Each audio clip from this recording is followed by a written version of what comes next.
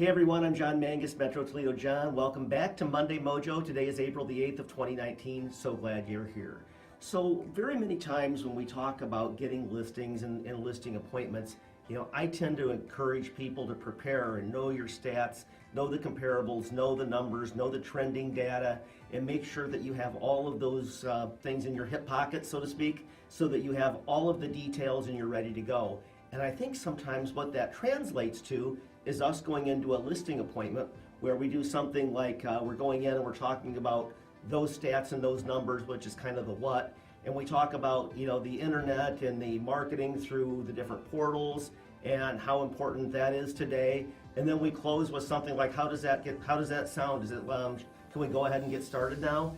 And I think what I'm trying to say is we have to process backwards. See, I think we need to start with the why, go to the how, and then go to the what. So the way I think that flows better is by talking with the seller and understanding where they're coming from and really starting from the inside out. In other words, starting with why, going to how, and ending with what. So for instance, if you're talking with a seller and you say to them something like, help me understand what your thought process is. Why are you thinking of putting your house on the market, and what are you looking to do, and what is your time frame like?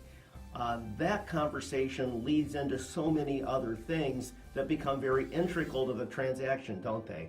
Then when you go into the how and you talk about how using photos, for instance, that are really good and really strong to position their property on the internet through the various portals to attract the right type of buyer to suit their needs and help them meet their goals sounds a whole lot different. And then when you go to the what and you're able to then begin to ask for the order and talk a little bit about the process, it doesn't come off as salesman-y. You come off as someone who's trying to then really service your client well. And I think that's such a huge difference. And yet so many times we start at the outside and work our way in. What I'm saying is start at the end and work your way out. Kind of like the Maya Angelou quote, long after what you said has been forgotten, people will still remember how you made them feel.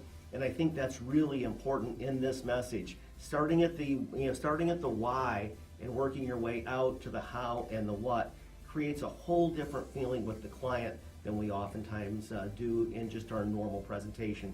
Give it some thought, try it, see if you can recraft your dialogue to maybe be more client-centric, and again, starting at the center and working out. Make it a great week. Thanks for being here.